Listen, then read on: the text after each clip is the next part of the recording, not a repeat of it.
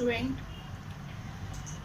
आपका जो इससे पहले मैंने टॉपिक्स आपको बना के दिया है वो है 7 पार्ट, ये 8 पार्ट है chapter number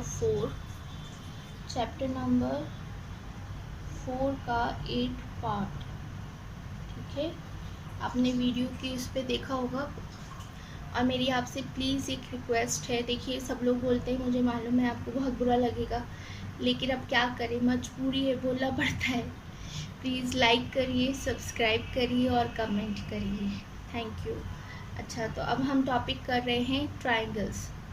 triangle is a 3-sided polygon. It is a polygon with the least number of side. मतलब ट्राई मतलब होता है 3। इंग्लिश में ट्राई जो वर्ड आता है, आप आगे पढ़ाई करेंगे तब उसका मतलब होता है 3। ठीक है, और ट्वाइस का मतलब होता है 2। इसीलिए ट्राई एंगल मतलब 3 एंगल वाला जो पॉलीगॉन होता है वो ट्राइंगल कहलाता है। ठीक है, यही इसकी एक कंडीशन है कि इसकी 3 साइड्स होती हैं, एक B C and C D, 3 side हो गई। 3 एंगल्स होते हैं इसमें, ए और बी और सी, तीनों एंगल हो गए। देखिए बीच में ए है, बी है और सी, तीनों एंगल हो गए। और मैंने आपको इससे पहली वाली वीडियो में बताया है कि एंगल की नेमिंग कैसे करते हैं। जो वर्टेक्स होता है उसको बीच में रखते हैं और इधर इधर वाले जो आपके साइड्स हैं उनको इंडिकेट करते हैं। ठीक है, और वर्टेक्स कितनी है इसमें? 3 वर्टेक्स हैं। वर्टेक्स कौन सा पॉइंट होता है? This is a vertex. ठीक है, this is a vertex. Okay, ये आपका वर्टेक्स हो गए। जो पॉइंट होता है जिससे 2 लाइनें निकलती हैं, that is point is a vertex and that is make a angle by these 2 sides. Okay, and this and this and this, मतलब this is a sides and 3 sides of angle, 3 sides of triangle. Okay, that is a polygon and that is a triangle। मतलब 3 angle वाला polygon को हम triangle कहते हैं। ठीक है, ये सारी इनकी कंडीशन है जो मैंने आपको बता दी, यही कंडीशन है। आप कह रहे हैं वो ये सेम पॉइंट इसमें भी है कि इंटीरियर और एक्सटीरियर। अब आप मुझे खुद बताइए कि एक्सटीरियर कौन सा पॉइंट है? This one is a exterior, क्योंकि ये ट्राइंगल के बाहर है, और ये ट्राइंगल के अंदर है, तो दैट इज अ इंटीरियर। और ये पॉइंट कहाँ है? इसके ऊपर है, ऑन द हो जाएगा, तो दैट इज अ ऑन। ठीक है, तो R is the interior, P is the interior of the triangle, R is in exterior and Q on the triangle. तो इस ट्राइंगल में मैंने आपको तीनों फिगर्स बता दी, सेम एज अ, मैंने इससे पहले आपको क्या बताया था? एंगल में भी मैंने ये बताया था, सर्किल अभी पढ़ाया नहीं आपको। पॉलीगन्स में भी मैंने इंटीरियर एक्सटीरियर आपको बताया है। ठीक है, अब ये 4.4 एक्सरसाइज है चैप्टर नंबर 4 की, चैप्टर नंबर 4 8 पार्ट। ठीक है, class 6। Draw a rough sketch of a triangle A B C, और उसके एंटीरियर और एक्सटीरियर पार्ट आपको बताने हैं। ठीक है, तो सिंपल है, आपको दिख रहा है कि P is a interior and Q is a exterior, क्योंकि वो ट्राइंगल के बाहर है। ओके, तो P point lie on the giving triangle ABC and it is a triangle ABC। Triangle का साइन ऐसे होता है। Okay, it is lie neither in interior और नॉट इन एक्सटीरियर। अब कह रहे हैं identify 3 triangle in the figure. ये फिगर दे रखी है, इसमें 3 ट्राइंगल बताने। मैंने कलर से रिप्रेजेंट कर रखा है तीनों ट्राइंगल को। ऑरेंज एक हो गया, पर्पल एक हो गया, और ये येलो कलर से पूरा एक ट्राइंगल हो गया। है 3 ट्राइंगल्स इसमें। आप क्वेश्चन देखिएगा बुक में, तो सिंपल फिगर बनी हुई है, जस्ट लाइक दैट, ऐसे करके फिगर बनी हुई है बस। तो उसमें पूछ रहे हैं कितने ट्राइंगल हैं, तो आपको 2 दिख रहे हैं, लेकिन उसमें है 3 ट्राइंगल, एक बड़ा वाला भी तो है। ठीक है, 3 ट्राइंगल्स कौन कौन से हो गए? Triangle ABD and this. Okay, 3 triangles उसमें आपके बन गए। ओके, उसके बाद है right the name of the 7 angles. ये जो दिख रहा है इसमें आपके 7 एंगल्स हैं, साफ साफ दिख रहे हैं। इस ट्रायंगल में एक ट्रायंगल कितने एंगल, 1 2 3, ठीक है। इस ट्रायंगल में कितने एंगल होंगे, 1 2 3, ठीक है। कितने हो गए, 3 प्लस 3, ओके। अब ये जो एंगल बन रहा है, जो पूरा ट्रायंगल, जो बड़ा वाला ट्रायंगल था फिगर में, उसका जो बड़ा एंगल है, मतलब ये और ये मिलके जो बड़ा एक एंगल बना रहे हैं, दैट इज अ 7। तो आपकी इस फिगर में 7 एंगल्स बन रहे हैं। तो एंगल्स तो हम इसी तरह रिप्रेजेंट करते हैं, एंगल्स आर बी ए। देखो ए हो गया, फिर एक ए यहाँ पे हो गया, क्योंकि ए जो है आपका एक ये बनना है, एक ये बनना है, 2 ए हो गए, फिर एक ये बी, फिर ये कि इधर से डी ऐसे, फिर डी ऐसे, फिर ये सी, ठीक है।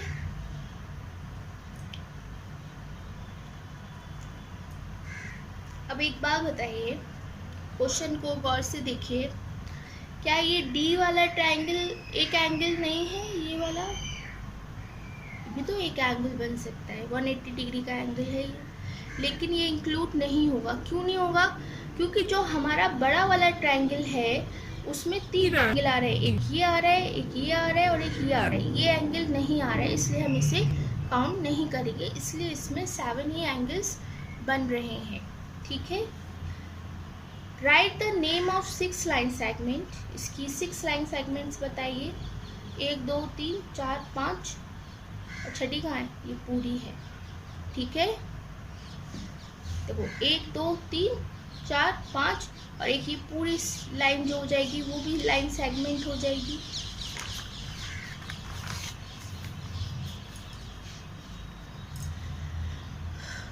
Which 2 triangle have angle B as common? कौन से 2 ट्राइंगल हैं जिसमें B कॉमन है?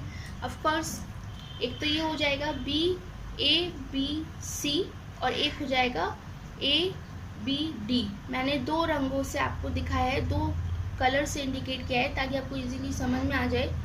2 ट्राइंगल्स हैं आपके, B पॉइंट जो है इनके लिए कॉमन है, मतलब एक ही B पॉइंट से ही एक ट्राइंगल ये बन गया, फिर एक ट्राइंगल ये बन गया, ठीक है। बात समझ में आ रही है? चाहो तो इससे अलग कर लो, इसको हमने यहाँ पे अलग कर दिया, एक को A D और B, देखो ये बन गया, एक ये अलग हो गया, B इसका कॉमन पॉइंट है। अब एक और ले लेते हैं जो बड़ा वाला है, ठीक है, बीच वाला नहीं ले रहे हैं, फिर A B पॉइंट आ गया और सिंपली ये आ गया ये। अब इसमें ये दोनों मिलकर ये एक बना है, तो इसमें B पॉइंट दोनों में कॉमन है, तो ये दोनों क्या है, आपके ट्राइंगल हैं जिसका B पॉइंट है, okay. A angle A B D, B point A B C are triangle which have the angle B as a common, okay. अच्छा, अब आपकी प्रैक्टिस के लिए कुछ मैंने क्वेश्चंस बना दिए हैं, आप इसे कॉपी कर सकते हैं और इसे फिर इसमें एंगल लाइन सेगमेंट जज कर सकते हैं। आपकी प्रैक्टिस अच्छी हो जाएगी। आप इसमें एंगल्स देखिए कितने हैं, लाइन सेगमेंट्स देखिए, सारी फिगर में देख लीजिए, होल्ड कर दीजिए इसको और फिर इसको ड्रॉ कर लीजिए। इसीलिए मैंने 2 क्वेश्चन और आपके इसमें कर दिए हैं ये, और अगर आपको इनके आंसर्स चाहिए तो कमेंट बॉक्स में मुझसे पूछ सकते हैं आप।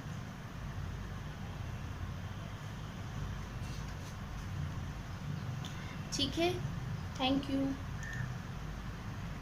प्लीज़ सब्सक्राइब करिए मुझे और लाइक भी करिए, इससे मुझे मोटिवेशन मिलता है बेटा।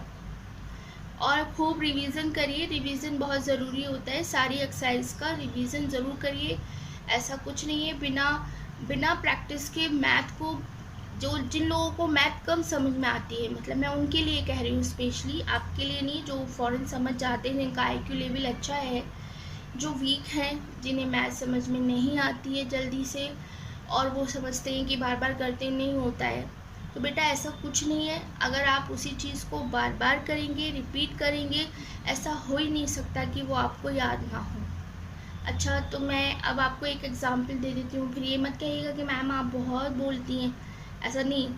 एग्ज़ाम्पल ये है कि अगर मैं आपको कहूँ कि आप एक जगह से दूसरी जगह आपको लेके जाया जाए, कोई भी जगह, मतलब आपके मोहल्ले में या कहीं भी, जो आपने नहीं देखी हो, तो फर्स्ट टाइम हम जब जाते हैं तो हमें बड़ी लंबी लगती है, यार कहाँ जा रहे हैं, कितनी दूर है, यही सोचते हैं अभी तो इतनी दूर है, इतनी दूर है, इतनी दूर है। लेकिन जब आप पहली बार जाते हैं तो आपको दूर लगता है, आप पहुँच जाते हो। फिर आप दोबारा जाते हो तो थोड़ा दूर कम लगता है, फिर दोबारा जाते हो। जस्ट ये फील आप ऐसे कर सकते हो जैसे आप ट्यूशन पढ़ने जाते हो या कोचिंग जाते हो या स्कूल जाते हो। जब आप फर्स्ट टाइम जाते हो तो वो चीज़ आपको बहुत लंबी लगती है, बहुत मुश्किल लगती है, यार बहुत दूर है, ये है वो है। लेकिन जब आप उस पर रेगुलर जाने लगते हो तो वो आपको बहुत कम लगने लगता है, ये आप महसूस करिएगा। फिर वो क्या लगता है, अरे अभी पहुंच जाएंगे, अरे 10 मिनट ही तो लगते हैं। तो फर्स्ट टाइम हर चीज़ थोड़ी मुश्किल लगती है, पर उसको रिपीट करने से वो उतनी ही आसान हो जाती है, क्योंकि उसके बारे में हमें पता चल जाता है और वो हमारे माइंड में सेट हो जाती है। क्यों? क्योंकि हमने फर्स्ट टाइम सब चीज़ नहीं देखी होती, हमारा माइंड एकदम उसको लेता है तो हमें वो थोड़ी देर में इंडिकेट करता है ना। तो जब कोई चीज़ हमारे दिमाग में बार बार सेट हो जाएगी तो ऑफकोर्स वो आपको एकदम IQ आपका बताएगा, अरे ये चीज़ ये है। ओके, तो IQ लेवल बढ़ाने के लिए आपको अपनी प्रैक्टिस पर बहुत ज़्यादा प्रैक्टिस करनी है। तो ऐसा नहीं है, आप उस बच्चे से भी कंपटीशन कर सकते हैं जो आपकी क्लास में टॉपर है, बस आपको थोड़ी सी उससे ज़्यादा मेहनत करनी पड़ेगी। तो वो तो बेटा ज़रूरी है, मेहनत से ही रिज़ल्ट अच्छा होता है, मैं आपको ये शुरू से ही बोल रही हूँ। ओके, थैंक यू और टेक केयर।